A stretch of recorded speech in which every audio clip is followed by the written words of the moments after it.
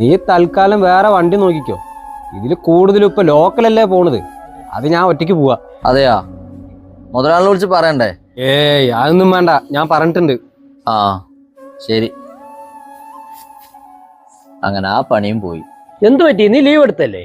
ഒക്കെ പാരകളാണ്. ഈ ഡബിൾ ഡ്രൈവറായിട്ട് ഓടുമ്പോ ഇങ്ങനെ തന്നെ. ആ ഡ്രൈവറെ മുതലാളിനെ വിളിച്ചാൽ സത്യം അറിയില്ലേ? അറിഞ്ഞപ്പോ എന്താ പ്രശ്നം? അവന്റെ കയ്യിരിപ്പ് കൊണ്ടാണ് അവനെ ഞാൻ ഒഴിവാക്കിയത്. നിങ്ങൾ തമ്മിൽ എന്തെങ്കിലും പ്രശ്നങ്ങൾ ഉണ്ടായ? പ്രശ്നമൊന്നുമില്ല. ഞാൻ ലീവ് ഇറങ്ങുമ്പോ മുതലാളിയുടെ അടുത്ത് പറഞ്ഞു, ആ ഡ്രൈവറിനെ അവിടേക്ക് ഒറ്റയ്ക്ക് അങ്ങനെ വിടണ്ടാട്ടാ, പ്രായമായതല്ലേ, ഉറക്കം വെച്ച് വണ്ടി ഓടിക്കാൻ പറ്റില്ല. അതിപ്പോ വേണമെങ്കിൽ ആ ഡ്രൈവർ എങ്ങനെ അറിഞ്ഞിട്ടുണ്ടാവും. നീ എന്തിനാ ആവശ്യമില്ലാത്ത കാര്യങ്ങളൊക്കെ പറയാൻ പോണ്? പണി പോയപ്പോ സമാധാനമായില്ലപ്പോ?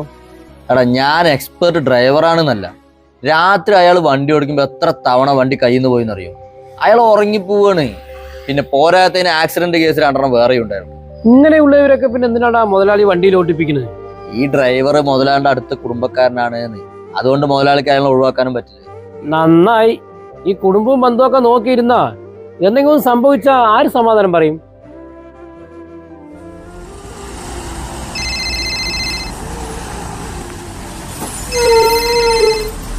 ഹലോ, ഞാൻ സാജിദ് എന്ന് പറയുന്ന ഡ്രൈവറിന്റെ കൂടെ ഓടുന്ന ആളാണ്. മനാഫ് എന്നാണ് പേര്.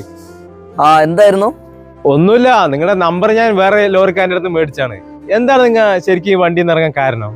അതെന്താ അങ്ങനെ ചോദിക്കാൻ കാരണം? അല്ല, ഞാനും ഇറങ്ങിയാലോ എന്ന് വിചാരിക്കണ്. കുറ്റം പറയാനെന്ന് വിചാരിക്കണ്ട, എന്റെ ഡ്രൈവിങ് അത്ര ശരിയല്ല. നമുക്കും കുട്ടിയും കുടുംബമൊക്കെ ഉള്ളതല്ല. ഇത് തന്നെയാണ് എനിക്കും ഉണ്ടായത്. ഞാനത് മുതലാളിയുടെ അടുത്ത് പറഞ്ഞു, അത്രേ ഉള്ളൂ. ഞാൻ പിന്നെ മുതലാളിനൊന്നും പറയാൻ നിൽക്കണില്ല, വേറെ എന്തെങ്കിലും പറഞ്ഞിട്ട് ഇറങ്ങിയാലോ പറഞ്ഞാണ്. അത് നിങ്ങൾ ചെയ്യുന്നത് ശരിയല്ല കേട്ടാ. കാരണം ഞാൻ ഒരാള് പറഞ്ഞിട്ട് മുതലാളിക്ക് കാര്യത്തിന്റെ ഗൗരവം മനസ്സിലായിട്ടില്ല.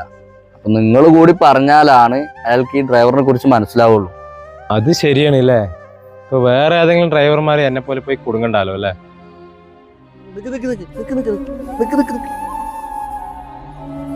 ഇത് സാധ്യതയല്ലേ?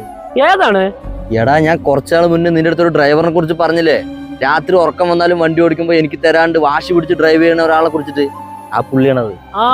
അയാളാണത്. നീ വാ, അയാൾക്ക് എന്തോ പറ്റിയിട്ടുണ്ട്. സാജിക, ഞങ്ങള് വേറൊരു സ്ഥലം വരെ പോവായിരുന്നു. അപ്പോഴാണ് നിങ്ങളെ കണ്ടത്. ഇതെന്റെ കയ്യിലിരിപ്പിന് പടച്ചോ തന്ന സമ്മാനമാണ്. എന്താ പറ്റിയതൊക്കെ? എന്റെ കയ്യിന്ന് വണ്ടി ഒന്നും മറിഞ്ഞതാ. പിന്നെ മാസങ്ങളോളം കിടപ്പിലായിരുന്നു. ഇപ്പോഴാണ് ഒന്ന് മെല്ലെ മെല്ലെ നടക്കാൻ തുടങ്ങി. ഇങ്ങനെയൊന്നും സംഭവിക്കാതിരിക്കാനാണ് ഞാൻ മുതലാളിയുടെ അടുത്ത് അന്ന് കാര്യങ്ങളൊക്കെ പറഞ്ഞു കൊടുത്തത്. നിങ്ങളെ ഞാൻ എന്റെ സ്വന്തം ജ്യേഷ്ഠ പോലെ കരുതിയിട്ടുള്ളൂ. പടച്ചവനായിട്ടാണ് നൗഷാദ ഇപ്പൊ എന്നെ നിന്നു മുന്നിൽ എത്തിച്ചത്. അപകടം പറ്റി കിടപ്പിലായിരുന്ന സമയത്തെ 1000 തവണ ഞാൻ നിങ്ങളോടൊക്കെ കരഞ്ഞ് മാപ്പ് പറഞ്ഞിട്ടുണ്ട്. എൻ്റെ അടുത്ത് ക്ഷമിക്കണം കേട്ടോ.